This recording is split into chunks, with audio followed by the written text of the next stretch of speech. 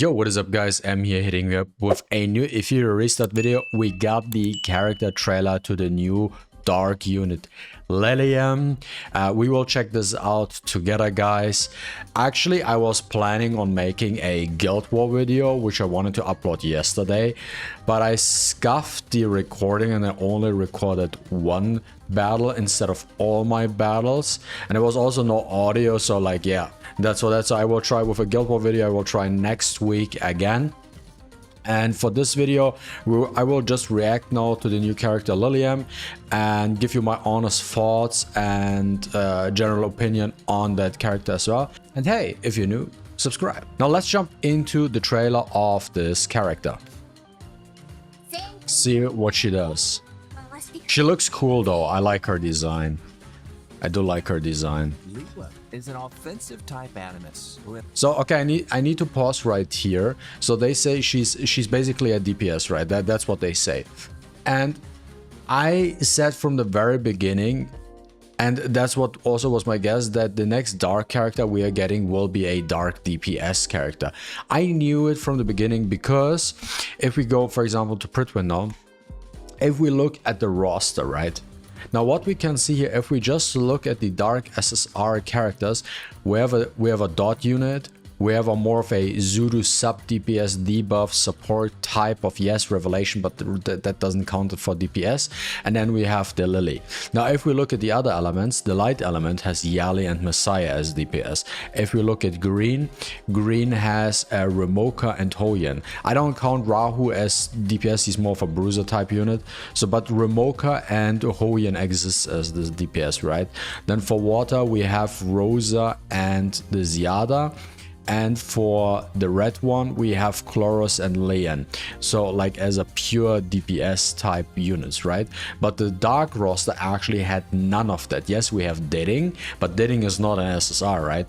So that's why it made complete sense that actually I feel like even Zanya, Dark Zanya should be like debuff category because she's not like a DPS dot. It's not like true DPS, I would say so. But that's a different story. But yeah, that's why my guess was from the beginning that we will be getting a dark DPS because that slot is not filled yet. Now let's check out burst damage, execute mechanics, what she's doing. Control with control immutable embodied. Wait. Let's go back for a second real quick so I don't miss out on things. Type. Burst damage, crowd control. Oh, wait guys, we need to look at this really quick. Why are they using revelation on her? Guys, I don't think, hey, some of you thought like, oh, revelation gets nerfed. I don't think revelation gets nerfed. Look at this here. Look at this little boy here. I don't think so. Actions, while her execute mechanic and AoE stun allow her to dominate the battlefield. AoE stun? Her shield piercing and HP reduction ability. Shield piercing. Really effective in PvP. Skill 1 deals damage to a single target and heals herself for a portion of the damage dealt. So S1 was deals damage and heals herself, and you can see it was a single hit, one hit, not 2 hits, 3 hits, 1 hit. Exclusive passive grants her immunity to all crowd control and turn meter minus effects. Oh, that's good. That's good. She cannot be CC'd and she cannot be turn meter manipulated. Yo, I already like her. Skill 2 deals 2 instances of 2 hits. Okay. Damage. The damage increases based on the target's missing HP. Okay, yes. If the target's HP falls below a certain threshold, it is guaranteed to be stunned. If the attack kills the target, all enemies are guaranteed to be stunned. Oh, that's interesting. Since they're showing Doki right now, I think I could make this work. I think I could actually make this work. Because I have a certain setup I'm running, but you definitely, then you might not even need the, what's called again, the, what's her name again, guys? Well, what's the name again? I forgot. Kazuya. You might not even need Kazuya now, because you can just use her as a second DPS type unit. But it's actually hard. Let me think. When she, just for Doki purpose, I will figure something out that we can speed up and get like a 25-second Inferno run. Ultimate skill grants herself increased attack and increased speed, then deals massive attack and speed up for herself. That's OD. That is OD. single target So you don't need to worry about like an attack buffer because she just buffs herself. damage. If the target's HP is above a certain threshold, the damage is increased. This attack ignores So if the enemy has more HP, this attack gets stronger. her shield and reduces the target's max Oh, HP by that's strong, half of the OD. damage dealt. あんた助っ人が欲しいんだろ So that's the entire kit. I need to review. Now my question though is Skill. Grant ultimate yourself skill. Increased attack and I wonder right now. Let's look at the animation again, because it depends how many hits it does, right? Because they're using revelation on her, which is kind of weird. Like the first skill does 1 hit, the second skill does 2 hits. How many does? Like if I just go by the animation, that would be, let's watch 1, 2, 3, 4, the damage is increased. 5. This If the animation actually does the damage 1, 2, then that's actually 5 hit as free. That's actually a 5 hit as free, guys. Now if we look at this again, see, reduces the target's 1, 2, 3, 4, and final hit 5. So that would be in total 5 hits to the enemy. So now revelation makes sense on her, just because that last that skill 3 has 5 hits. Otherwise, why would you use it? Just bring count. Now she actually looks absolutely amazing and busted. Like, so her skill 1 has a healing, right? Then she has a passive ability. She has so the passive is that she has immunity. Then the second skill does damage, and if the target is missing HP, so the damage increases. And if she kills with S2, she completely stuns the entire team.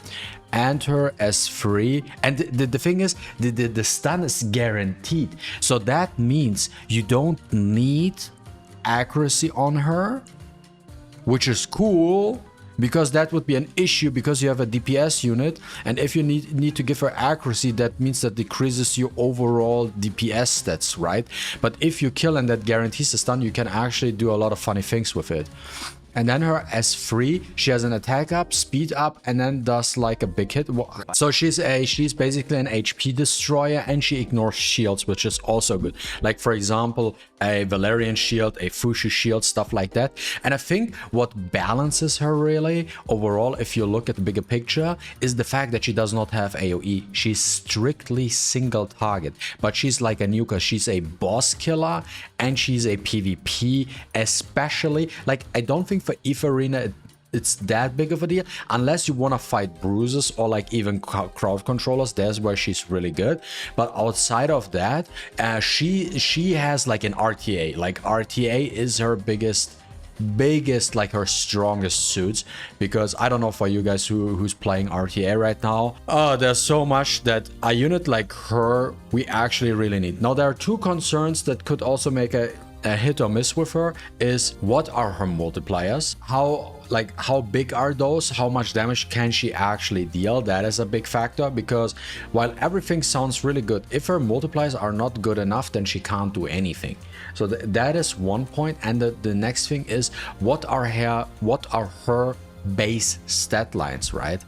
Now her base stat lines could also be abysmal. She could also be like a just 900 attack type unit, but she could also be like a 1200 attack unit.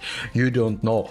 It depends on what they do with her. And then also the base speed also plays a role with her, because like, is she on the faster side or is she on the slower side?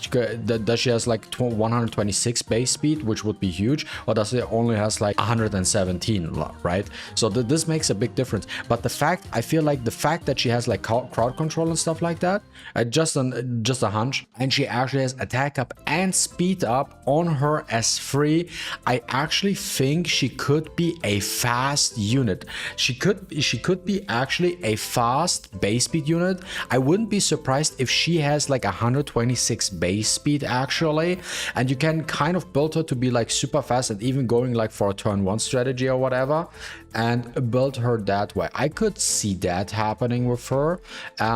I wouldn't be against it. Would be like a cool thing to have overall. And then the next thing, what also could be the case, since she has an attack and a speed buff, maybe even in her multipliers she has some speed scaling to her as well. So you don't need to just go for you don't get your damage just from attack and the crit damage, but you also get on top of that a speed scaling. But we will have to wait and see till we get a patch where she's in the library, so we can actually check out her numbers. But overall, first look, I would say she's absolutely fantastic, and if her multipliers are good, she will get all my Lattice. I will save right now, I will save all my Lattice right now, just in case for her, because I feel like she's a character, for me personally, for my personal playstyle, is desperately what I need to counter certain mechanics in this game, which don't really have like much of a counterplay. She looks like a